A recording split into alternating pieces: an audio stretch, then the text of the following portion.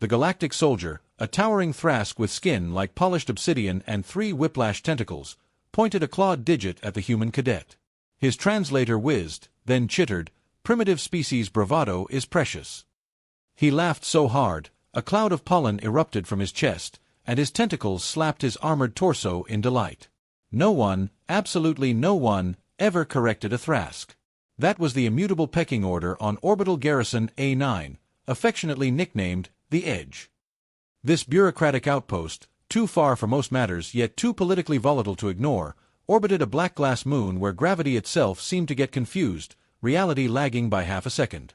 It was the Concord's bright idea for cross-species cohesion drills. Nobody quite knew what that meant, but it mostly involved a lot of yelling and very little cohesion. Today's special, unarmed demonstration: no kills, no weapons, no lawsuits. The gathered crowd pulsed with bioluminescence, shimmering cloaks, and scent-based laughter. A dozen species had come to watch a tiny human cadet somehow get paired against a species known for crushing titanium with their tongues. Hello, my friends. Welcome to the Cosmic Conquerors channel. Before we start, I hope you subscribe to the channel and hit the bell so that you receive all the new content, and also share the story with your friends so it reaches as many people as possible. And if you have a story, write it in the comments. Maybe we'll choose one to narrate in the next video. Let's start the story. Pay attention, because there's a small detail that might change your entire perspective and awareness of life. Cadet Dale Raines watched it all from the corner, coffee in hand, his face as expressive as a brick wall. He hadn't signed up for this gig today. That was red flag number 1. Red flag number 2. A protocol droid awkwardly handed him a printed waiver. And red flag number 3. The station scheduling AI suddenly malfunctioned, conveniently picking him to represent Earth's, martial potential in these Unity trials. Dale took another sip. The translator drone hovering above him chirped, "You have been chosen for diplomatic sparring engagement. Commence flexing ritual." Dale just said, "No." The drone blinked. Flexing ritual improves morale among onlookers. He slowly set his coffee down, adjusted a sleeve, and calmly stated, "Morale isn't my job." Across the training hall, the Thrask soldier, a hulking 8-foot-tall brute wrapped in bioskin armor that practically breathed, was already warming up like a continental plate. He grunted with each massive stretch, surrounded by a cheering section of species with way too many eyes and not nearly enough self-awareness. Dale didn't even glance at him. His gaze was fixed on the timer above the training deck. 17 minutes until the exhibition began. The human contingent, 4 cadets and 1 lieutenant, stood behind a flickering energy curtain. Not a peep from any of them. Lieutenant Harper, however, was watching Dale like she'd just remembered a scandalous rumor and couldn't decide if she wanted to believe it. "You really going through with this, Raines?" she finally asked, her voice low. Dale just shrugged. "Not optional, Lieutenant." She frowned. "That's not what I meant, and you know it." He didn't answer, just like he hadn't answered the last 5 times someone had asked about Echo 7. There was a file, buried deep somewhere, and video feeds locked behind a dozen clearance walls. But no one had actually seen what happened. They'd only seen what was left. Dale rolled his neck. "I'll be back in time for dinner." She almost let out a snort of laughter. "If not," she said, "I'll name the soup after you." He nodded. "Make it bland." When Dale stepped onto the platform through the magnet lock threshold, the temperature dropped a solid 4 degrees. Not like metaphorically dropped, but literally. The Concord loved using climate manipulation for dramatic combat entrances. The announcer, a jelly-throated Vexy with a voice like a wet kazoo, floated to center airspace and bellowed, "Let the demonstration commence." A celebration of unity, strength, and controlled pain responses. The crowd roared, especially the ones with claws. The Thrask soldier stomped forward, arms raised, back ramrod straight. He bowed, sort of, more of a spinal jolt that cracked the air around him. Dale just took his mark. He didn't bow. He just stood there, completely still. This thoroughly confused the crowd. Humans were supposed to be goofy, right? They were supposed to wave awkwardly, maybe smile, trip over their own feet, and then apologize profusely. Dale did none of those things. "He's small," someone whispered in Sullan Sin code. "He's unarmed," murmured a scaled ambassador. "He looks bored," translated a nervous drone. In the observation chamber above, 6 Concord species representatives leaned forward, their security AI diligently monitoring heart rate spikes and gesture intent. Everyone was just waiting for the moment Dale would flinch, or panic, or maybe appeal to reason. But he didn't. He just tilted his head slightly, as if he was thoroughly bored of waiting. The Thrask stepped closer, a deep growl rumbling in standard interlingua. "You wear no armor." Dale met his eyes. "You'll be fine." That was not the response the Thrask expected. A ripple went through the crowd, a mix of utter confusion and outright disbelief. Some thought the translator must have glitched. Surely, the human couldn't have actually said that, right? Oh, but he did. General Varnaclo of the Thrask Empire hadn't been challenged by a mere human in almost 4 cycles, and the last one had ended up crying like a baby. He narrowed his multiple eyes. "Do you understand who I am?" Dale just stared at him for precisely 3 seconds, then looked away as if he'd already forgotten. That, more than any insult, absolutely unsettled the entire room. In the back, a betting pool updated the odds. Thrask win, 1-1. Thrask death, 1-0-0-1. Human victory was helpfully labeled undefined. One data analyst flagged it as a formatting error. Another flagged it as a statistical anomaly. A third, probably sweating through his carapace, flagged it as a problem no one wants to be responsible for. Down below, Dale stretched one leg. Nothing fancy. No warm-up kata, no dramatic moves. Just checking his balance. "Begin demonstration," chirped the AI voice, and Dale, to everyone's utter shock, turned his back. The crowd gasped, a collective intake of breath. The Thrask, Varnaclo, let out a furious roar. And that, my friends, is when the story really began. Not in the violence, not in the strike that would eventually come, not even in the way history books would later dramatize this moment into something it entirely wasn't. It started with a breath. Dale inhaled once, calm, measured, like he was just taking a normal breath after a long walk. And in that single serene breath, he calculated force, weight, balance, species-specific nerve points, and a good half-dozen trajectories of glorious, spectacular failure. Then he exhaled, and the room suddenly felt smaller. The Thrask lunged. Not for a kill, mind you, just for impact. A theatrical slam, designed to flatten the adorable mammal into the deck and earn a good, hearty crowd laugh. Dale waited one beat, just one, then stepped left. Not back, not forward. Just a simple step left. The blow missed him by a margin thinner than a politician's promise. The floor vibrated. Dust trembled. The crowd collectively paused, like a video buffering. Dale pivoted, and for one long, agonizing second, his hand hovered near the Thrask's exposed side. An unarmored joint, a little secret most species didn't even know was vulnerable. He didn't strike. Not yet.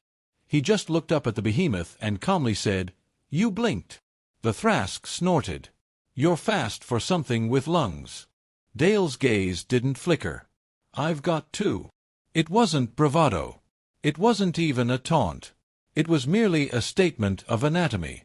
But the way he said it, the way that simple sentence dropped like a lit fuse into a room full of highly flammable kindling, was enough to send the Concord spiraling into full-blown recalibration mode. The Thrask lunged again, this time faster, a blur of enraged muscle.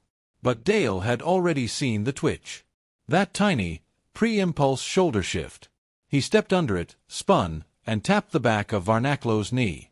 Just a tap.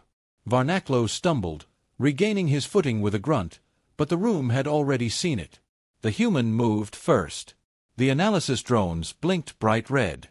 The combat commentators choked on their scent phrases.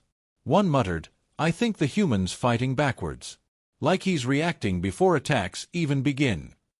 Another replied, "That's impossible, unless—" And then, blessed silence. Because in the second it took for them to reprocess what in the blazes was actually happening, Dale Raines moved again. Low, close, and utterly untelegraphed. A palm to the floating rib, a pivot on his heel, a shoulder dip that shifted all the momentum away from himself and straight into the Thrask's gravity-warp trajectory. Varnaklo fell. Not dramatically, no Hollywood slow-motion tumble. Just down. Heavy, sudden, and very, very quiet.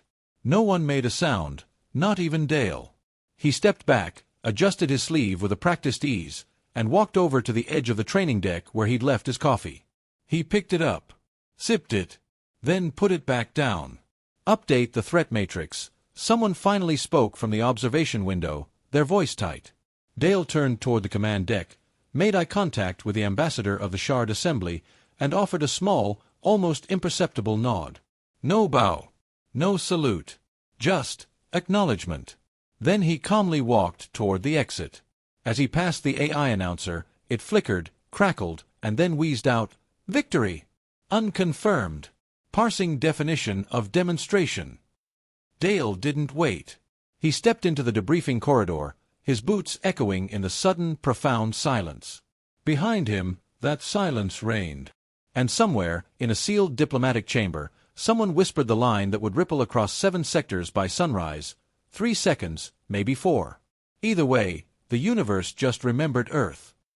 They called it anomaly review, which was a really polite term for mass panic in suits and ties. 6 hours after that demonstration, 3 departments had been completely restructured. 2 analysts were reassigned to, like, cafeteria duty, and 1 ambassador got recalled for spiritual reasons. Nobody dared say Dale Rain's name out loud, but his file? Oh, that thing had been opened 12 times in a single day, plastered with yellow tags that screamed, "Requires reclassification," "Pending threat recalibration," and the oddly poetic, quietly catastrophic. Dale, meanwhile, was eating soup. Gray broth, no spices, room temperature. It was the only kind the Concord commissary made for humans, based on a wildly inaccurate culinary archive compiled by a squid diplomat who once saw Earth through an antique cookbook. Dale didn't complain. He just sat at the end of the galley, hunched slightly, his boots dusted with dried grit. His uniform was bare, no medals, no rank insignia beyond the default cadet stripe. No weapons, no scars, just silence, served cold and spooned evenly.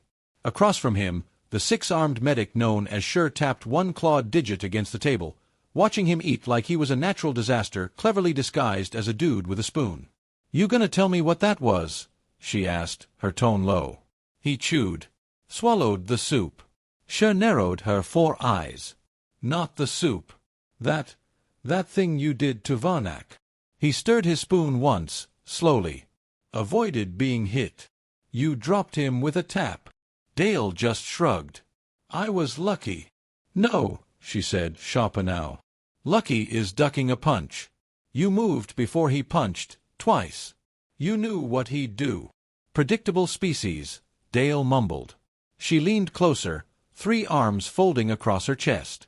"I've treated 8 Thrask injuries in the last 2 years. None walked away.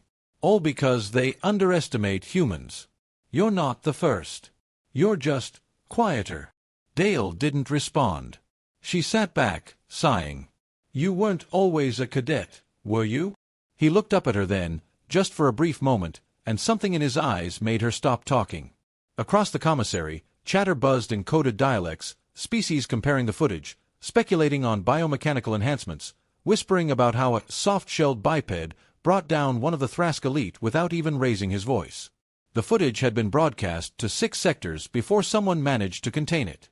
It didn't help that a scent-born diplomat had posted a 2-second clip with the caption, "Human ends fight before protocol finishes loading." LOL. Dale finished his soup. The moment he stood, every voice in the room dimmed by half a tone. Not because of rank, not because of his posture. No. It was because the thing that truly scared them wasn't what they saw, it was what they didn't. Dale moved without tension, without heat, like violence wasn't an option, but just an inevitable outcome. He nodded to Sure. "Thanks for the soup," he said. She stared after him, her arms twitching. "Wasn't me," she muttered. It wasn't clear who she thought it was. Dale walked the outer corridor toward the cadet quarters. The walls blinked with status screens, interspecies alerts, and 1 flashing inquiry marked, "High priority. Human Activity Index update required." He didn't slow down. His room was the smallest on Deck 9, barely a bunk and a shelf. He preferred it that way. Fewer distractions, no pesky memories. He sat, removed one boot, then stopped. The knock came again, soft, rhythmic. He opened the door. Lieutenant Harper stood outside, a datapad in her hand, her expression unreadable. "I need you," she said, cutting right to it. He raised an eyebrow. She pushed past him, ignoring the cramped space, and set the datapad down. A paused video played in a ghostly light. Dale, 3 hours earlier, pivoting past Varnaclo with zero wasted motion. "This isn't standard human movement," she stated. "Define standard," he replied, deadpan. "You know what I mean. This." She tapped the screen. "This isn't instinct. It's training. Specialized." He said nothing. "You were Echo 7, weren't you?" she added, her voice lower now. He closed the door behind her. "Who told you that?" "No one," she said. "That's the problem." Echo 7 had been a diplomatic disaster that got buried faster than a bad meme. The report read like a physics thesis: quantum destabilization, inverted causality, loss of primary personnel. Rumors said a human agent walked through a chronogrid without tech and came out alone, leaving 23 enemy soldiers unconscious and a crater where the negotiation table used to be. No survivors, no clear footage, only static and silence. "You shouldn't ask about Echo 7, Dale said softly. "I already did," Harper said, "and someone shut my access down mid-search." Dale stared at her, then sighed. "I didn't ask to come here," he said. "Didn't ask to be remembered. They wanted me quiet. I was fine with that. Then why fight?" He turned to the screen, watching the frozen frame of his own stillness. "I didn't," he said. "I ended it before it became one." The room dimmed outside. Security lights shifted color, yellow to orange. Alert phase beta. Harper glanced at her comm. Diplomatic chambers just issued a full reassessment order for Earth status. She looked at him, wide-eyed. "That's never happened." Dale nodded. "That's the point. You wanted this." He looked tired now. Not weak, just worn. "They called us primitive," he said. "They forgot what that word means." She frowned. "Go on." He turned to her. "You know what primitive means, Lieutenant?" She crossed her arms. "Uncivilized." "No," he said. "It means closer to the source. Less filtered. More direct. They evolve in circles. We evolve like knives." A pause. Then he added, "They stopped fearing us. I reminded them." She looked at him for a long time, her expression a mix of shock and dawning realization. Then she said, "You're going to be reassigned. I know they'll want you back in covert ops, or worse, simple duty, a parade mascot." He smirked faintly. "Let them try. You'll go." He paused, then shook his head.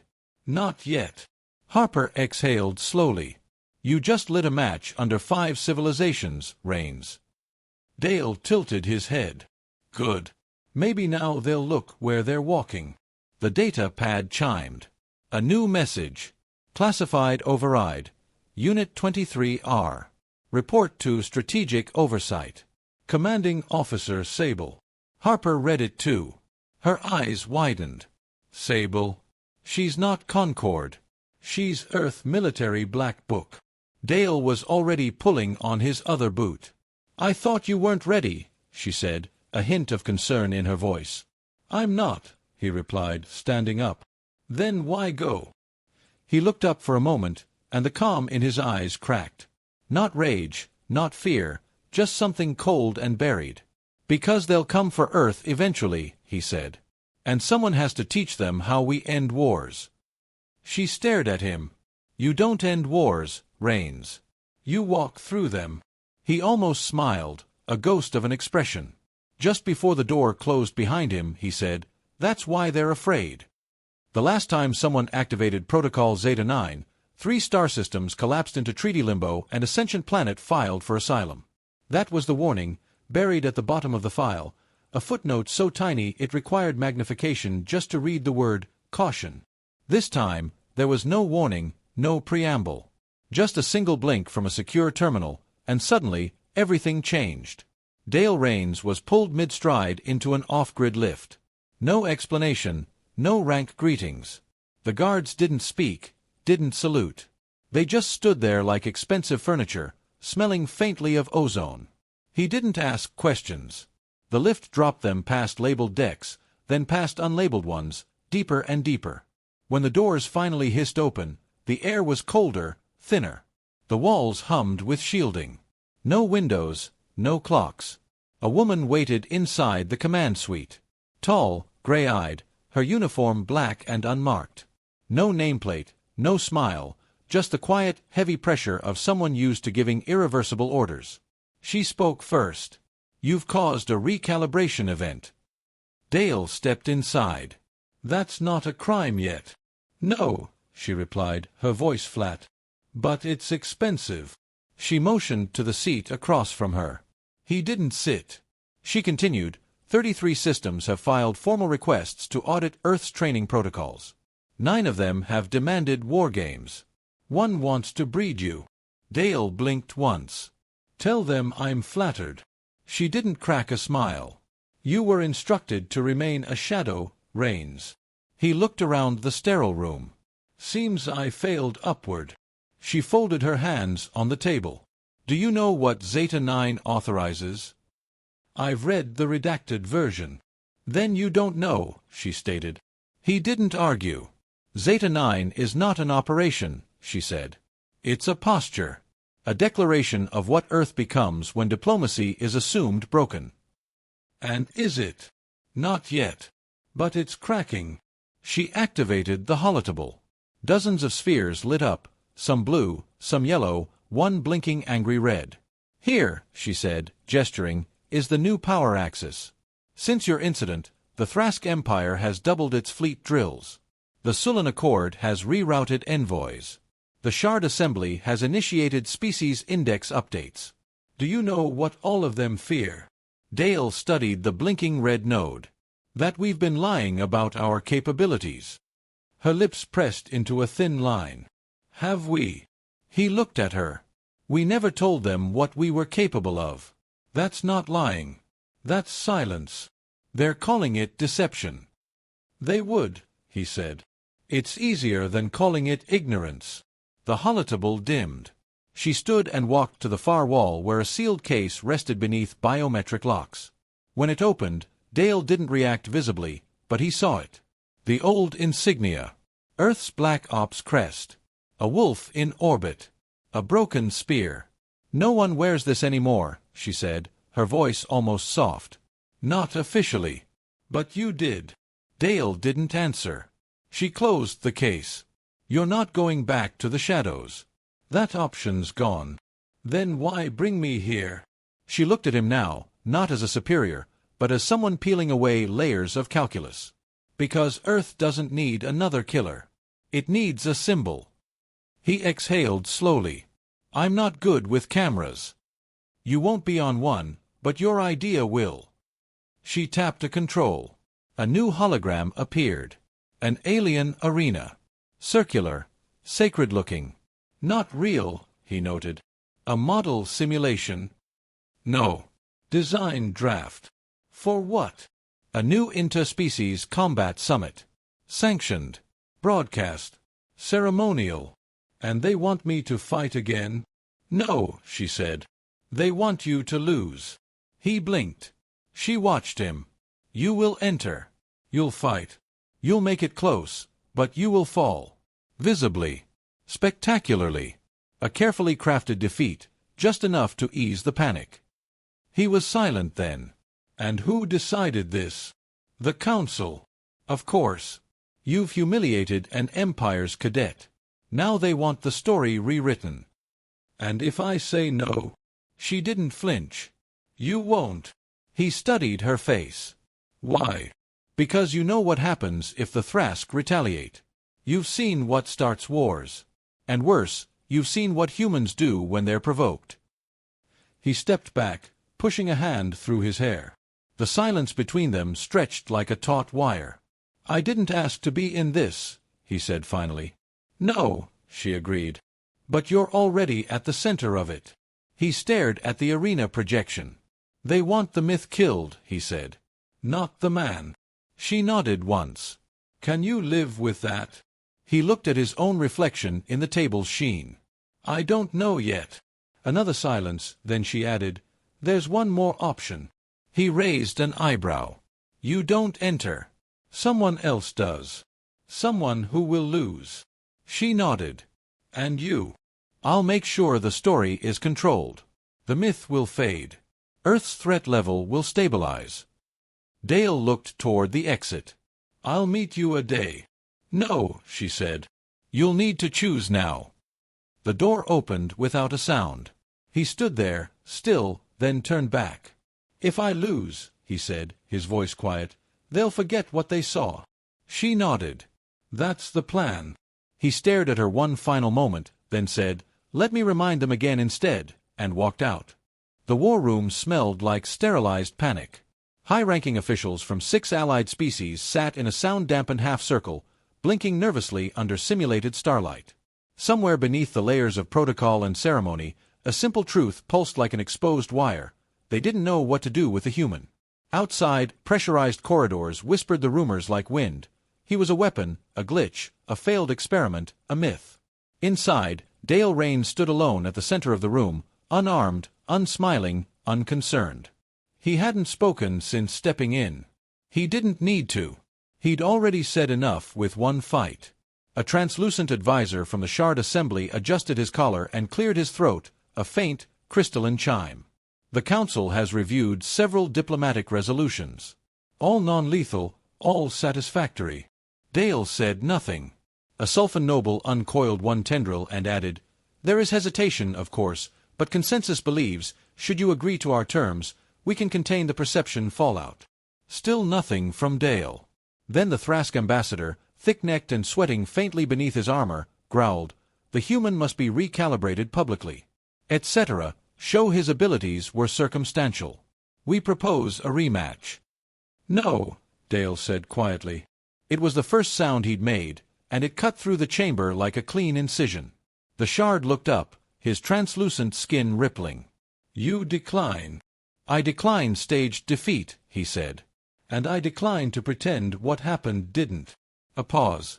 A deep, collective breath. Then the Thrask leaned forward, his voice a low rumble. "What are you, Raines? Some mutated subclass? Some rogue strain?" Dale looked directly at him. "No. I'm average." Laughter. A confused, stuttering ripple. The Sulfan blinked a second pair of eyes. "You're saying there are more of you?" "Too many," Dale said, still calm, almost serene. "But most are polite. Until they're not."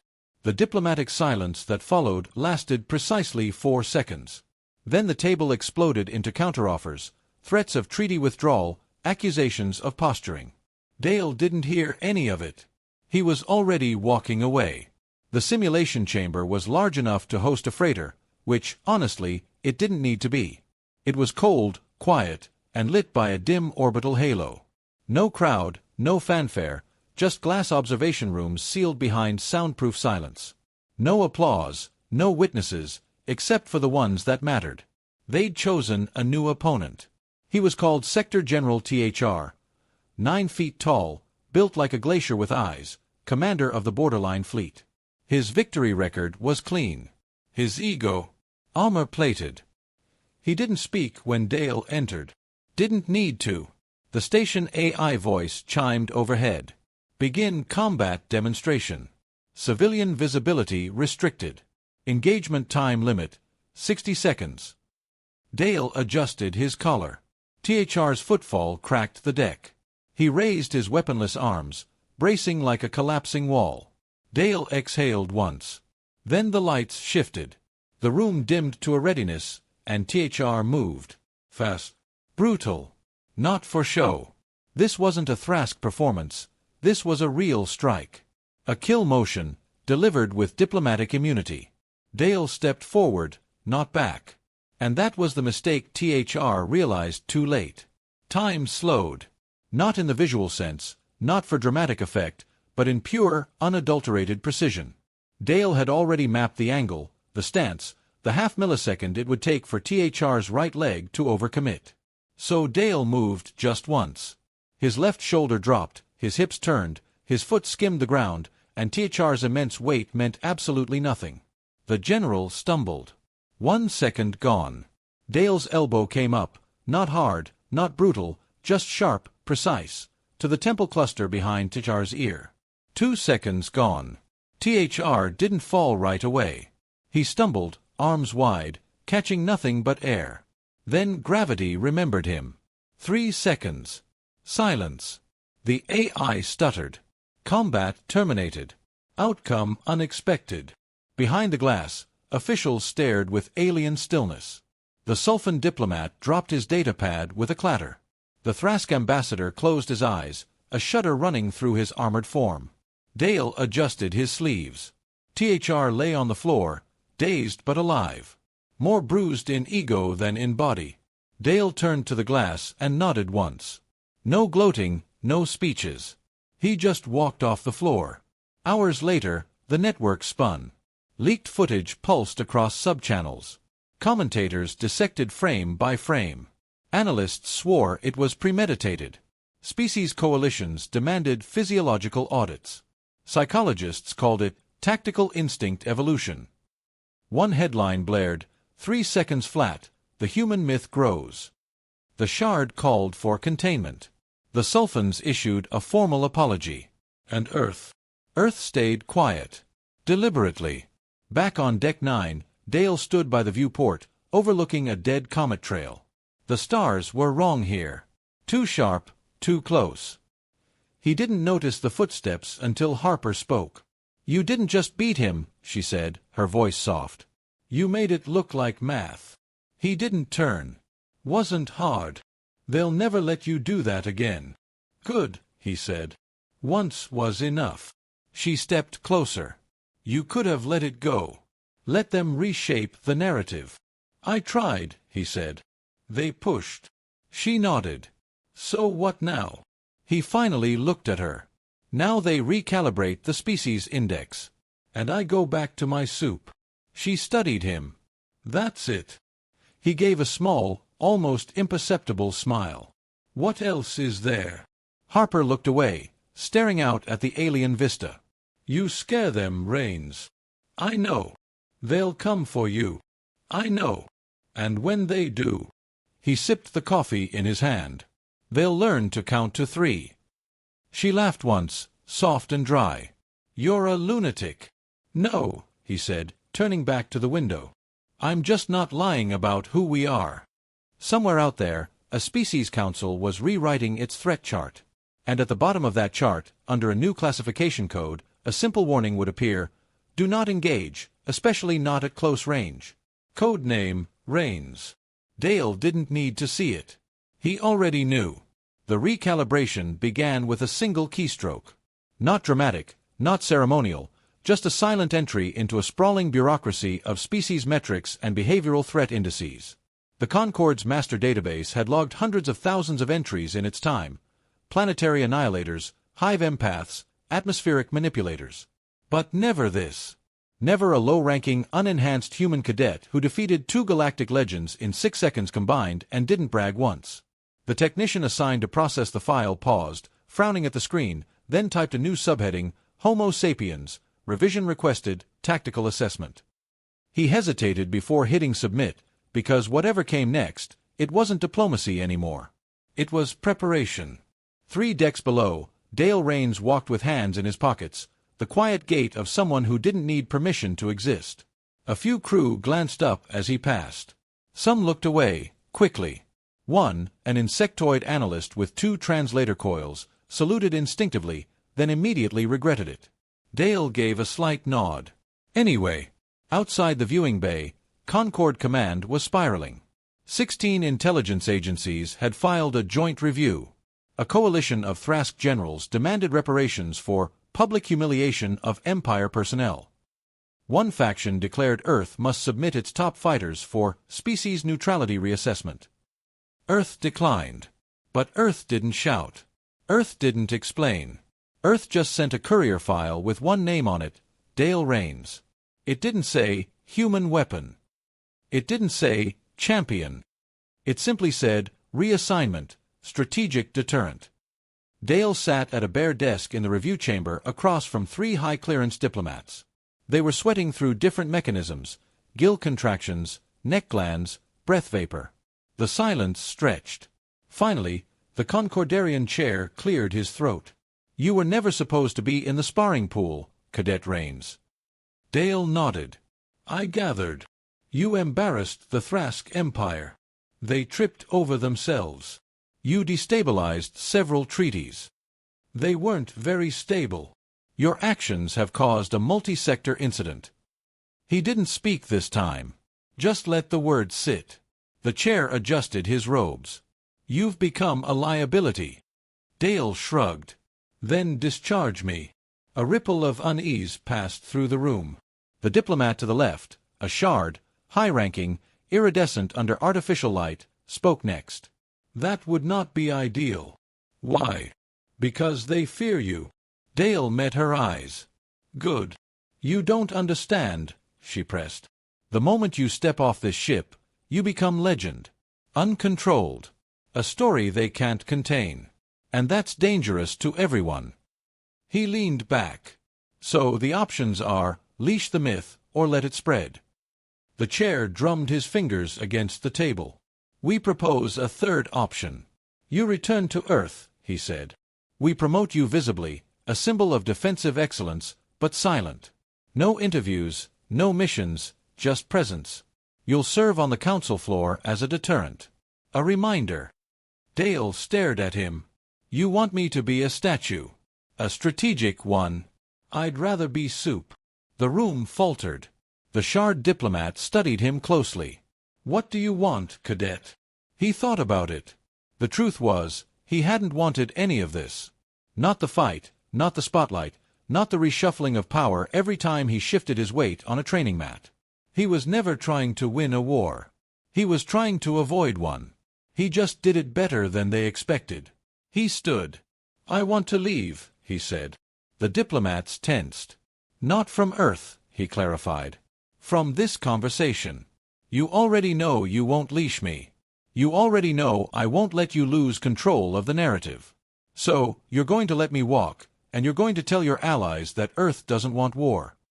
He walked toward the door, then paused. But if they come, he added, don't send diplomats. He left them in silence.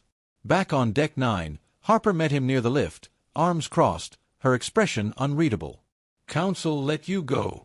He nodded. They're scared. Not enough. She looked him over. You're really not going back, are you? I've been back, he said. That's why I'm leaving. She moved beside him. So, what's the plan? He glanced at her. Whatever makes them nervous. They already are. Then it's working. She shook her head, a small smile playing on her lips.